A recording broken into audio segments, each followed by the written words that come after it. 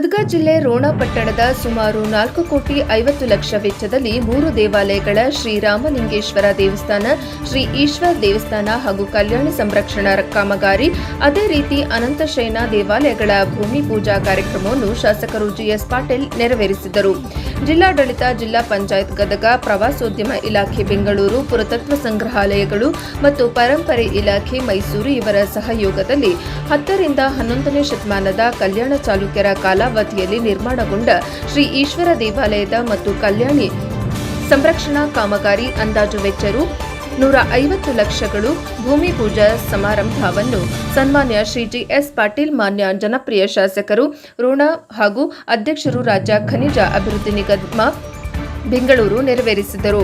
ಅದೇ ರೀತಿ ಪ್ರವಾಸೋದ್ಯಮ ಇಲಾಖೆ ಬೆಂಗಳೂರು, ಸಂಗ್ರಹಾಲಯಗಳು ಮತ್ತು ಪರಂಪರೆ ಇಲಾಖೆ ಮೈಸೂರು ಇವರ ಸಹಯೋಗದಲ್ಲಿ 10 ರಿಂದ 11ನೇ ಶತಮಾನದ ಕಲ್ಯಾಣ ಚಾಲುಕ್ಯರ ಕಾಲಾವಧಿಯಲ್ಲಿ ನಿರ್ಮಾಣಗೊಂಡ ಶ್ರೀ ಅನಂತಶಯನ ದೇವಾಲಯ ಸಂರಕ್ಷಣಾ ಕಾಮಗಾರಿ 150 ಲಕ್ಷ ಅನುದಾನದ ಭೂಮಿ ಪೂಜಾ ಕಾರ್ಯಕ್ರಮ ಸನ್ಮಾನ್ಯ ಶ್ರೀ ಜಿಎಸ್ ಪಾಟೀಲ್ ನೆರವೇರಿಸಿದರು.